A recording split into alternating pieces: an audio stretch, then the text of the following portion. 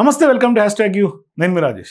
భారత మాజీ ఉపరాష్ట్రపతి జగదీప్ ధన్కర్ ఈయన గురించి గత కొంతకాలంగా దేశ రాజకీయాలన్నీ చర్చించుకుంటున్నటువంటి పరిస్థితి. ఇప్పుడు ఆయన రాజీనామా ఎవరు ఊహించినటువంటి విధంగా జరిగింది, ఆయన ఎగ్జిట్ కూడా ఊహించినటువంటి విధంగా జరిగింది. ఆఖరికి ఆయన నివాసం ఖాళీ చేసినటువంటి వ్యవహారం కూడా ఎవరు ఊహించలేదు. కానీ ఆయన గత కొంతకాలంగా ఎవరితో టచ్లో లేరు.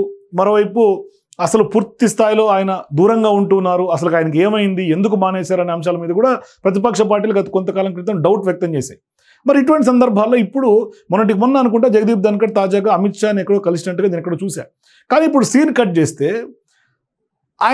ఆయన వ్యవహారం కానీ ఆయన చేస్తున్నటువంటి సిచ్యువేషన్స్, ఆయనకు ఉన్నటువంటి పరిస్థితులను చూస్తుంటే నిజంగా అయ్యో పాప అనిపించక మానదు. ఎందుకంటే ఆ రేంజ్లో ఉన్నటువంటి వ్యక్తి, ఒకప్పుడు పార్లమెంటు రాజ్యసభను నడిపినటువంటి ఉపరాష్ట్రపతి, అంత హోదాలో ఉన్నటువంటి వ్యక్తి, ఆయన ఇప్పుడు నాకు పింఛన్ ఇవ్వండి బాబు అని అప్లై చేసుకున్నారు అంటే నిజంగా ఇది ఒక దౌర్భాగ్యమైనటువంటి పరిస్థితి.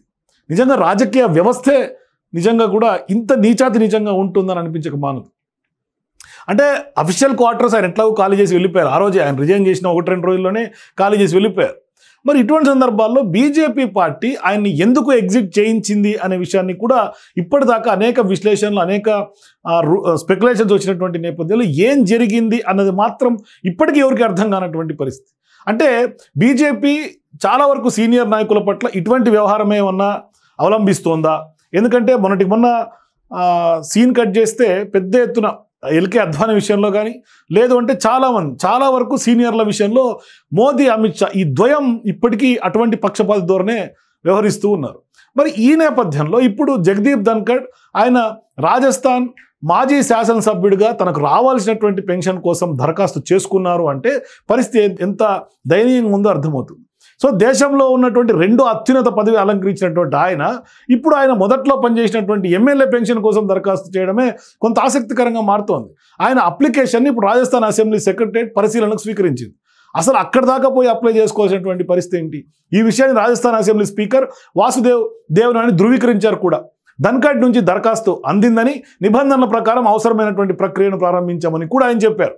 మరి లాంఛనాలు పూర్తయిన తర్వాత ఆయనకు పెన్షన్ కూడా మంజూరు అవుతుందనే అంశాలను కూడా ఆయన వివరిస్తూ ఉన్నారు. సో ఇప్పుడు రాజస్థాన్ నిబంధనల ప్రకారం మాజీ ఎమ్మెల్యేలకు దాదాపుగా 35,000 వరకు పెన్షన్ లభిస్తుంది. అయితే 70 ఏళ్ళు పైబడినటువంటి వారికి 20%, 80 ఏళ్ళు దాటినటువంటి వాళ్ళకు 30% అదనంగా ఇస్తూ ఉన్నారు. సో ప్రస్తుతం 74 ఏళ్ల వయసు ఉన్నటువంటి జగదీప్ ధన్కర్కు 20% అదనపు ప్రయోజనం కూడా వర్తించే అవకాశాలు ఉన్నాయి. దీంతో ఇప్పుడు ఆయనకు నెలకు సుమారు 42,000 పెన్షన్ అందుతుంది. భవిష్యత్తులో ఆయనకు 80 ఏళ్ళ వయసు దాటితే ఆ నిబంధనల ప్రకారం పెన్షన్ మొత్తం మరింత పెరిగే అవకాశాలు కూడా ఉన్నాయి. సో ఇప్పుడు జగదీప్ ధన్కర్ ఎప్పుడో 1993లో జరిగినటువంటి రాజస్థాన్ అసెంబ్లీ ఎన్నికల్లో కాంగ్రెస్ పార్టీ టికెట్ పైన అజ్మీర్ జిల్లాలో కిషన్గఢ్ నియోజకవర్గం నుంచి ఎమ్మెల్యేగా గెలిచారు. ఆ తర్వాత 1998 వరకు ఆయన ఎమ్మెల్యేగా కొనసాగారు. ఆ సమయంలో అసెంబ్లీ రూల్స్ కమిటీలో సభ్యుడిగా కూడా సేవలు అందించారు. మరి ఎమ్మెల్యేగా, లోక్సభ సభ్యుడిగా, కేంద్ర మంత్రిగా పనిచేసినటువంటి ఆయన 2022లో భారత ఉపరాష్ట్రపతిగా అత్యున్నత స్థాయికి ఆయన చేరినటువంటి నేపథ్యం. ఇప్పుడు ఆయన రాజస్థాన్ నుంచి పెన్షన్ పొందే మాజీ శాసనసభ్యుల జాబితాలో చేరనున్నారు అంటే నిజంగా కూడా ఒక రకంగా అతిపెద్ద చర్చ చేయాల్సినటువంటి అంశం.